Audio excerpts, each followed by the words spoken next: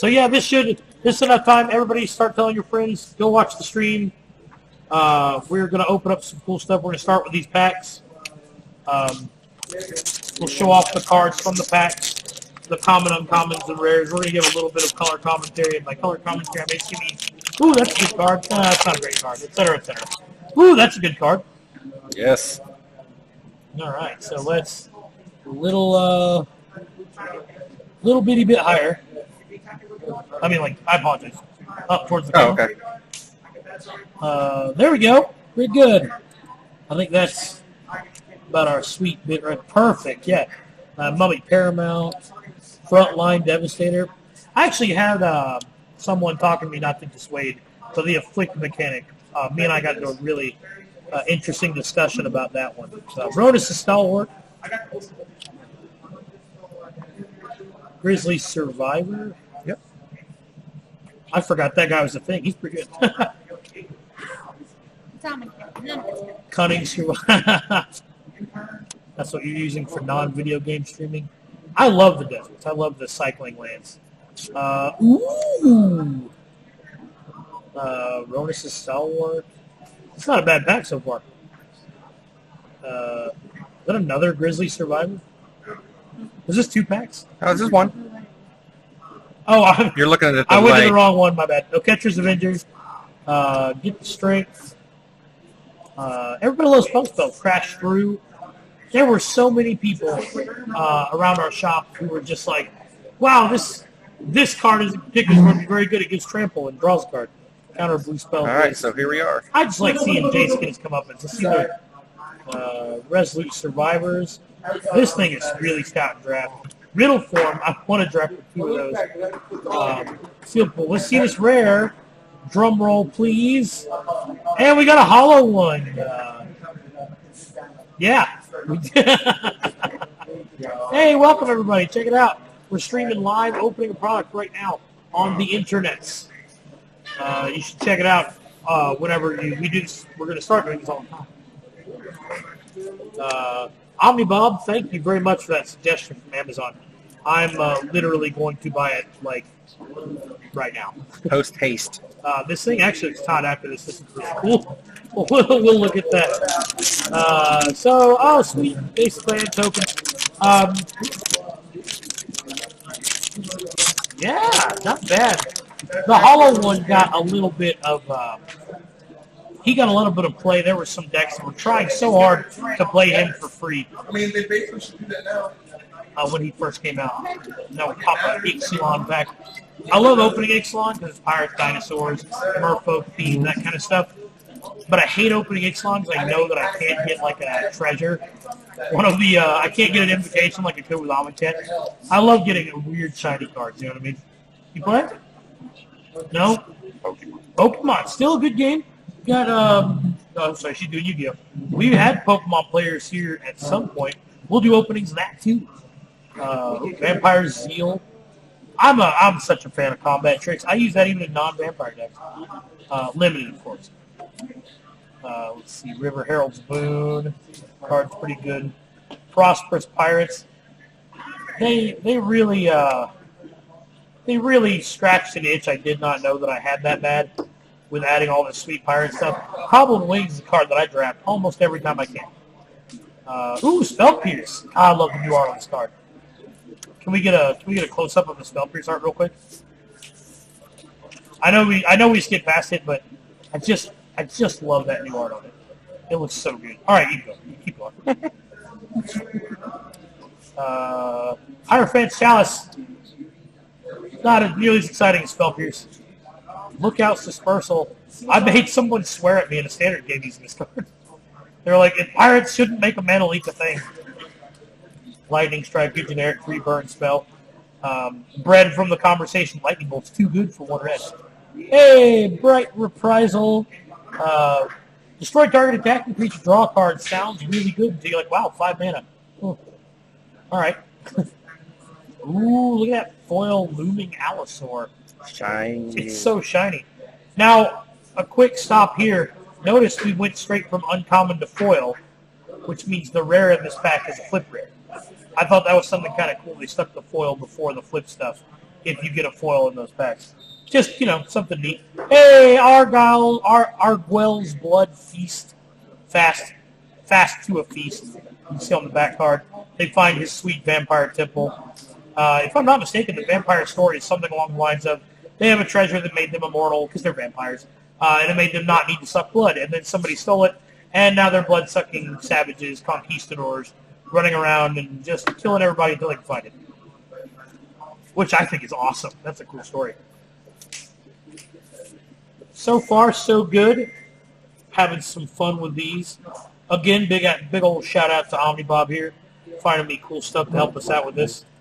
Widescreen casting. What is this, Bob? Bobbity? Bibbity bobbity boo? This is really close to what I have.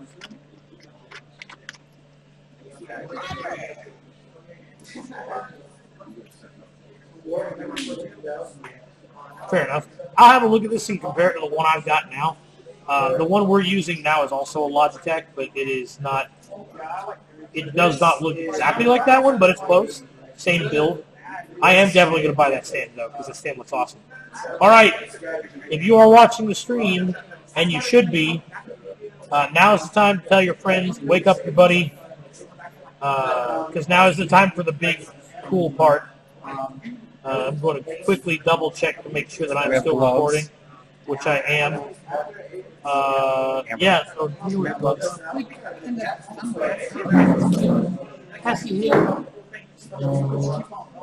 So, as luck would have it, Todd managed to pick up this little beastie.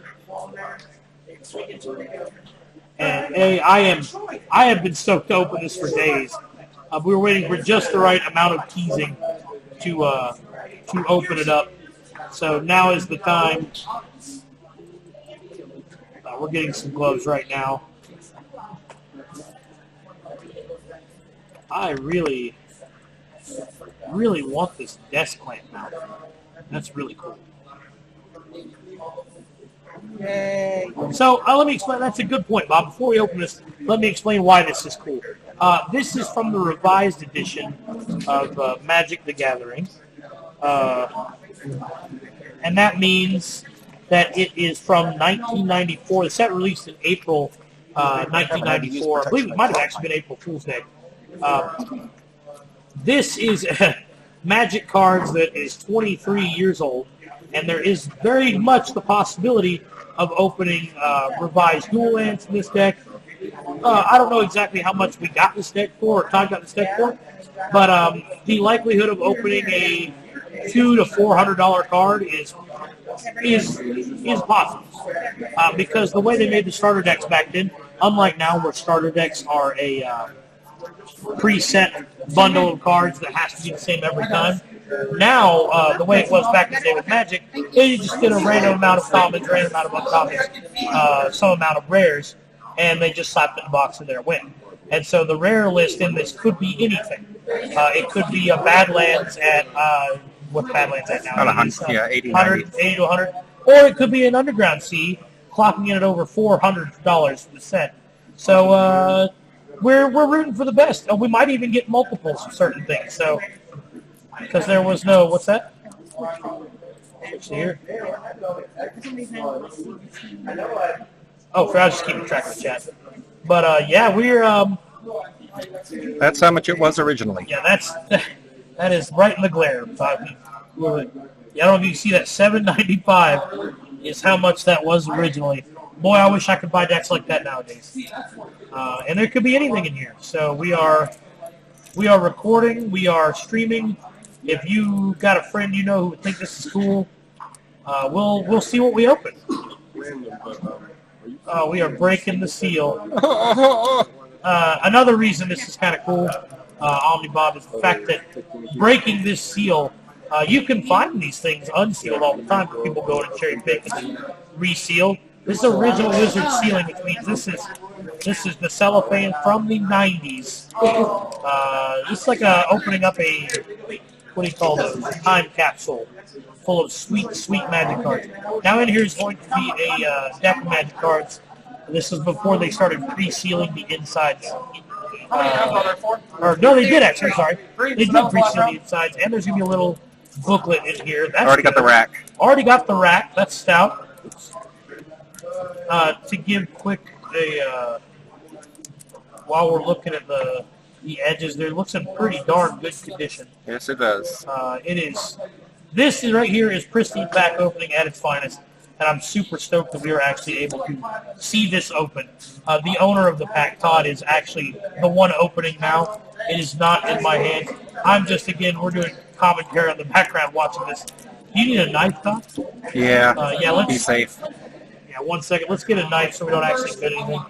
Here is the nail cleaner, so it's not actually a knife, so less chance of cutting anything. Well, I would just go right on the rule book here. Yeah, so we don't mind if we cut the rule book. Oh, then Because we just got to make a little hole and then we're good. Yep. So this is, there's going to be all kinds of cool stuff in here. The older the set, the more valuable some of the cards. That's not always the case, as you might know. I'm going to cut in here, Michael. Yeah. It does look like we're performing card surgery at this point. It does. It does, actually. Yeah, you got it, Todd? Oh, yeah. It does. Inside, we're about to find the guts of the deck. All right, so we got the rack. That's already a stout pull. Let's see what else we get. We'll go through. Well, I guess we'll go through one at a time. Yep. Just kind of see what we get, and we'll hold each card up to the sweet spot to make sure everybody can get a good look at it. There we go. The rack. That's at least a couple bucks right off the bat. Is that Iron Star? Yeah, it is. Yeah, Iron Star. There's a big, just we're in the common sheet right now. Basic lands, commons, that kind of stuff. The old revised lands. A lot of people like these. A lot of people don't. It's nice. These are fairly centered, so I'm hoping the rest of it is nice and centered like this. Yeah, agreed. Either you want your product when you're opening it, like old Magic cards, and you're opening up old Pokemon cards, even Yu-Gi-Oh cards. When you're opening something, you either want it to be very nicely centered, like this mountain is really, really nice, Starmie. You're not wrong. Either you really want the stuff to be super nice and centered, like this Ivory Cup is. It's got, yeah, that looks really good. Or you want it to be horribly miscut. One or the other will be is good stuff. Ooh, conversion. I love that card. Oh yes, Earth Elemental. That's my big old boy right there. Way back in the day when Michael used to play a lot of Limited, and he was in like 4th or 5th edition. I drafted him several times. I'm a big boy. There were a lot of cool stacks back in the day. Castle. Just keep in mind, Magic was made originally to play in between games of Dungeons and Dragons by Richard Garfield, and so you'll see a lot, especially in the early Magic stuff, that parallels Dungeons and Dragons. Protection White. Like Castle. You've got knights and dragons and stuff that you would find like an evil presence that makes up it's like an Urborg, but for one. Makes your land a swamp. You got a forest here coming up. Very good. And then we got this sweet rule book, and now is where the fun starts. They had little right off the bat. Right off the bat, we got a revised Wheel of Fortune. That's actually pretty stout. I'm going to, as we go through these, the ones that are interesting, aside from just talking about them a little bit, I'm going to pull it up.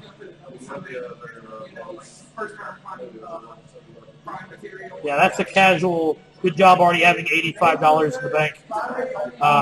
Yeah, that's. We're getting there. Now let's see what other cool stuff. Oh no! Veteran Bodyguard. This is cool, but I want you to there's very something underneath slowly here? pull it away. There's something underneath There's there that's something good? underneath there that's good, I think. Are you sure? I think so. Oh, it's so good. Oh, stop. Oh, my God. So I'm going to give you a little context to the card that we just watched open here. Those of you who are sitting in stream right now watching, not a whole lot of you, but those of you who will be, oh, my God, is the stream not going right now? No, the stream's still going, right? Yeah, it is. Okay, good. Because, boy, let me tell you something. That is a whopping over $350 worth of sweet revised dual land right here. Let's get that nice and close to the camera. That is a volcanic island in all of its glory. And it is really well centered. It is really well centered. That is, whoo, Ready to grade. ooh, that's the spice right there. Let's push it towards me just a little bit. Let's get that text box in here. That is a little blurry on our part, but don't worry about it. Oh, whoo, man. Whoo, man. Watching expensive cards get open makes me happy. Gets me right there in that gettable spot. Well, that needs to go aside in the grading pile, Todd. Very good pull. Let's see what else we got. I mean, there's... Put the wheel back over we here. got the wheel. We got the island so far. So this is... Definitely made the pack. yeah, that made the pack right there. So that is just fantastic. I do not know why I am... Beautiful forest. That is... This is a really well-centered pack of revised. It is. Like, I am kind of shocked, I'm not going to lie. It's a really well-centered pack of revised. Getting my own volume again. We got the mountain. Got a little mountain, jibbly-doo, goddamn. But even for these, I mean, Yeah, these they are really good. And the artists, like this is Mr. Poole did a hell of a job on this original Magic art. A lot of these Magic artists, keep in mind, are artists from other things. So you probably recognize several of these artists from other things. Hey, Grizzly Bear. From revised. Here's an old iconic card right here. Fireball! Fireball. This was back in the day. This was the legendary card. The whole channel yourself to a bunch of mana, play a fireball, win the game. This is part of a trend that I'm actually glad stopped with Magic. For the most part, they still come out from time to time. Cards that just gain life and do nothing else. I don't see much of a point for it in Magic's The Gatherings. I love these. They're very nice. Moans Goblin Raiders. This is also back in Magic's day of telling a lot of story. You notice on that last card, I like this for us. Christopher Rush did a hell of a job. But you'll notice on a bunch of cards, like this one coming up here, this Regenerate, there's the italicized text of it at the bottom. That's flavor text. This is a decent card, but a lot of the Magic cards from back in these days told a bigger story, and it's evidence like that Grizzly Bear back there, which is a card that's a vanilla 2/2 for nothing, but it had like 10 lines of text because they were actively trying to tell you a story. A card that was recently in the sideboard of my modern deck, stop laughing, Circle Protection Red. There's a Circle Protection for every color, including land. Fun fact. More delightfully centered mountains and swamp. I actually used to collect that image of swamp back in the day. Most stores have got a little land vestibule. Dwarven Warriors. He's the one that makes somebody blockable. That's right. Helix Salve. Helix Salve was one of those cards that was printed for quite a while, along with stuff like Giant Growth, even Lightning Bolt until it was deployed. People realized it was too good. There's a fun story about Drudge Skeletons I want to touch on real quick. If you get German revised Drudge Skeletons, I can get you one of these if you want. Okay. The art for the German ones got messed up, and it's a swamps art. And so it's the layout and look of a swamp, but with Drudge Skeletons text in German. It's actually really cool. Fire Breathing. Here's a fun example of a card that became an ability. So Fire Breathing is the, pay a red to get +1/+0 to a creature. A lot of creatures now have the Fire Breathing ability, which is +1/+0 to itself for a red mana. It's just one of those things that turned from concept of card into execution as a vanilla. Here's another thing I want to talk about. So once upon a time in Magic the Gathering, pentagrams and stuff like that were totally kosher. But then shortly after this, the next set of Magic the Gathering had to reprint this card where they left out the pentagram at the back because of complaints against the company. So it's really cool to see that. Scathed Zombies. Fun fact, this particular card is what got me to read Samuel Taylor Coleridge's The Rime of the Ancient Mariner because of the flavor text. They groaned, they stirred, they all froze, for smoke removed their eyes. We'd have been strange even in a dream to see those dead men rise. Wild Growth. Wow, just an extra green mana for a green. It amazes me how even the simple cards from back in the day are still good. Like, if that card was printed today, I'd play it. Same with Flight. We have mid jumps a creature. We got a lot of things that do similar things to that. More Swamp. I do love these old lands. The white borders make me sad. They make a inner sleeve now. Yeah, more forest. It's a lot of very good spread of stuff. Ooh, it's an old Terror. There's been a lot of different cards that do what Terror does. Ironroot Tree Poke. That's my boy. Do they smell like new cards? Let's get Todd's opinion on that one. How do they smell? Pack fresh. They smell packed fresh. They've got that old, that smell of a book that's been in a fresh book that's been in a shelf forever. They've got that smell to them, which is not a bad smell by any means. It's one of those circle protections. Yep. Giving your permanents or yourself protection from things. Yay! Yay! Pestilence rats. I like rats. It's cool. His power and toughness are equal to the other number of pestilence rats. This was printed. This was the concept that they drew inspiration from with Relentless Rat. And that's why they give him. He can have as many in your deck as you want. Is because they wanted to get him bigger than a 4/4. Guardian Angel. That's another one of those. It prevents damage.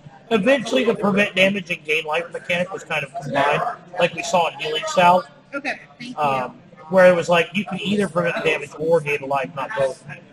Swamp. And one thing, real quick to look at, on these basic lands, notice how there's a text line that says the actual mana. That's what the mana symbol you're all used to nowadays, that's what that means. So like when you see the big mana symbol, it means that, hey, you tap this for mana according to your mana pool and add one to your mana pool. Excuse me. Man, Wallwood. Back in the day, it was so interesting the fact that an 0-3 wall for 1 was playable.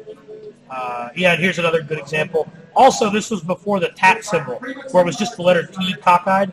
Now it's, Fear. I love this card because she seems like nonchalantly scared at those skulls. She's like, oh no, more skulls. That's because she's in the bad horror movie where it's like, they're all plastic, and she's just like, oh, absolutely.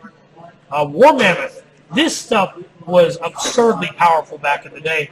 The stuff that was 3/3 for 4. I made the joke that Train Armadon was broken back in the day. Look at this beautiful centering on some of these, I'll tell you. Ooh, a power stink. Look at all that text. It's a counterspell that makes them pay mana for it. But it's getting down to the very end. Cards. Yeah, we're nearing the end of this, what has been a lot of fun to look through. Hill Giant, 3/3 for 4. Back in the day, you can't beat that. You had a bunch of creatures bashing against each other, and if somebody got a Hypnotic Spectre, you just kind of cried. And then a card that I admit I've used way too many times, Stripe Sprites. Every time I can wedge Stripe Sprites into a deck, I do because I like the art. I don't know why. It's two dudes chilling. It's two little scribes. This is Unstable Mutation. This card was actually brought back in the Time Spiral set as one of the Time Spiral reprints. It's called Time Shifting cards. And it gives your enchanted creature +3/+3, but then it gives it --/ counters every turn. So it's got a really cool dynamic of getting like Hulk strong for a while, then it buries away. And we end on a classic. It doesn't get much more classic than Shatter. I mean, it's destroy target artifact at its finest. What you're looking at with this stream and with these cards is you're looking at what were the building blocks of Magic as it is now, which is, I think, super cool. We are doing nerd things, Hayes Mafia. You're right. We are watching these sweet cards. This is Todd Hellpulse, my guy. Well done. And we're going to keep opening more stuff next time on the stream. We're going to keep checking things out. Look for this video on the Kapow YouTube page and plan on this kind of stuff at least, I'm going to say at least once a week. There will be an actual schedule open for this.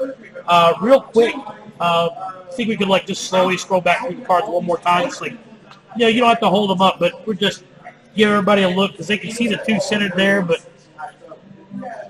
here, one sec. Oh wait, here we go. Yeah, it's just This is just old, good, revised, just old goodness, to be honest with you. Because this is, I could keep going.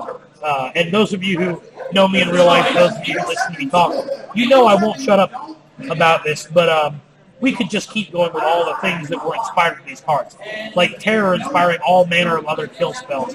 Even the layout of the cards having changed several times in Magic's history, which, as we keep opening this kind of stuff, we'll talk at length about. The reprinted stuff? Yeah, like a very good example. In Future Sight, for instance, where they tested out the layout where you could fan your hand and see all the mana costs on the left-hand side, which I was personally a huge fan of. That was the last of the set in Time Spirals. They brought back these old borders for that one. You can see all the... Oh, yeah. Good idea. All right, take that. But, yeah, it's... and thank you again, Todd, for hanging out with us and letting us watch you do this, because this is a super cool blast from the past.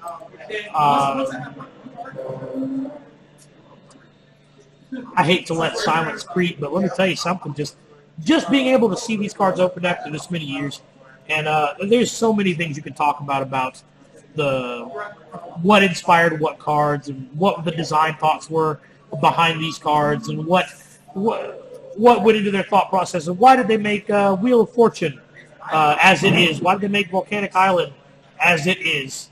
Why did they only sell this deck for $7.95? It's just amazing stuff. But hey, shout out to everybody for hanging out with us. We've had a lot of fun putting this up on the stream here. I've had a great time. Todd, have you had a good time? I had an excellent time. That's what I'm talking about. We are going to be streaming quite a lot more. So we're getting pictures right now. We're going to be streaming a lot more stuff. We're going to be recording a lot more stuff. Look for this video to come up probably tomorrow on the Kapow YouTube channel. I will link the Kapow YouTube channel on the Kapow Facebook page, and I will link the Kapow Facebook page here in the comments. So here in the comments real quick, I'm going to throw up, go check it out on Kapow Comics. That's where we're going to start hosting all this stuff. We've got a YouTube channel. They've got a YouTube channel. This is my own personal Twitch. I also stream games on here. We have a lot of fun doing a lot of stuff, with a lot more to come. So any suggestions on packs that we want to see open later on? The next stream, I'm going to see what other cool sealed product we can do. We talked about Time Spiral very briefly. We might try to get some Time Spiral in again, or do some more standard openings. We can do Pokemon openings, Yu-Gi-Oh openings. So any suggestions you've got, we're more than happy to take them. Thanks everyone so much for tuning in. I believe we are going to go ahead and call it a wrap for the day.